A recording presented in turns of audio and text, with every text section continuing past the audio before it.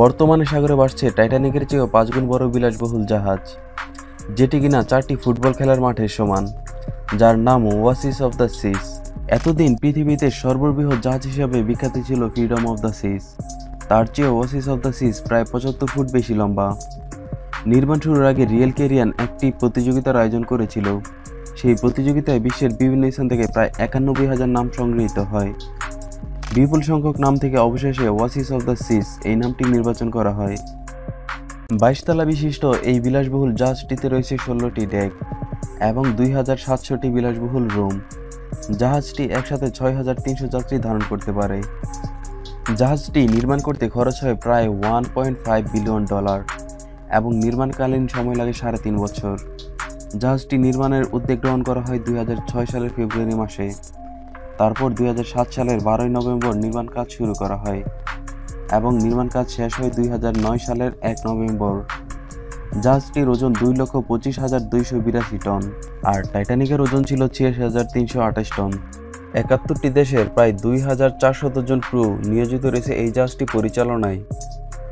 দিনরাত 24 ঘন্টা ক্রুরা যাত্রী সেবায় বিভিন্ন কাজ করে থাকে।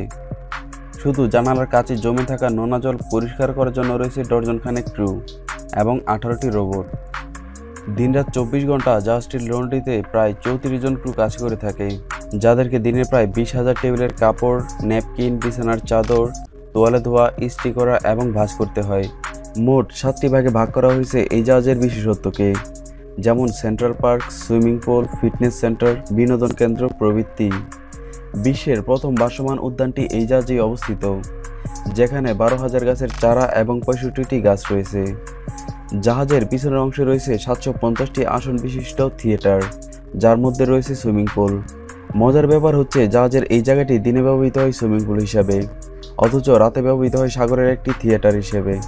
যারা সমুদ্রে সার্ফ করতে ভয় পান তাদের সার্ফিং করার জন্য বানানো হয়েছে জাহাজের মধ্যেই 2টি সার্ফিং এরিয়া, একটি পূর্ণবয়স্কদের জন্য আরেকটি শিশুদের জন্য। নাম দেওয়া হয়েছে ফ্লো রাইডার্স। যারা যথেষ্ট সাহসী তাদের জন্য রয়েছে উড়ার ব্যবস্থা। গাইডিং করে জাহাজের ছাদের 25 মিটার উপর পর্যন্ত উড়া যায়। জিপি ওয়্যার ধরে তীব্র গতিতে উপরে ওঠা নামার খেলার ব্যবস্থাও রয়েছে। পর্বতারোহণে উৎসাহীদের জন্য পাথরের দেয়ালে তৈরি করা হয়েছে 13 মিটার উচ্চতার 2টি টাওয়ার। কেবিন বা থিয়েটার ছাড়াও জাহাজের প্রায় প্রতিটি অংশেই রয়েছে অসংখ্য বার, পোশাক ও বিভিন্ন দ্রব্যাদির দোকান আর রেস্টুরেন্ট। এছাড়াও রয়েছে ভলিবল কোর্ট, বাস্কেটবল কোর্ট, 4টি বিশাল আকৃতির সুইমিং পুল। জাহাজে আরও রয়েছে ইউথ জোন, যেখানে আছে কম্পিউটার গেমিং ও সায়েন্স ল্যাবরেটরি সহ নানান আকর্ষণীয় বিষয়, থিম পার্ক এবং বাচ্চাদের জন্য বিশেষ নার্সারি ও খেলাধুলার স্থান। আর পায়ে হেঁটে বেড়ানোর জন্য সুদৃশ্য জায়গা তো আছেই। যাত্রীদের সকালে ঘুম ভাঙার আগে থেকেই 8,700 মানুষের খাবার ব্যবস্থার জন্য 26টি রান্নাঘরে রান্নার কাজ চলতে থাকে। এইসব মালামাল শহর বন্দর থেকে প্রতি শনিবার সকালে জাহাজের ডেকে এসে পৌঁছাতে থাকে এবং সেগুলো চাহিদার তালিকার সাথে মিলিয়ে নির্দিষ্ট জায়গায় রাখা হয়। বিলাসবহুল এই জাহাজে করে ক্যারিবিয়ান সাগরের বুকে ভেসে বেড়াতে চাইলে আপনাকে গুনতে হবে $1,458 এবং দ্বিতল বিশিষ্ট সমুদ্রের দিকে মুখ করা সুইট ভাড়া $3,200। মোট 9 রাত 9 দিন উত্তর ক্যারিবিয়ান সাগরের বুকে আপনি এই জাহাজে করে ঘুরে বেড়াতে পারবেন। তবে এই জাহাজের যাত্রী হতে হলে আপনাকে 2 বছর আগে বুকিং দিতে হবে। ইন্টেনসিভ কেয়ার ইউনিট সহ এই জাহাজে মোট 3 জন ডাক্তার আছে।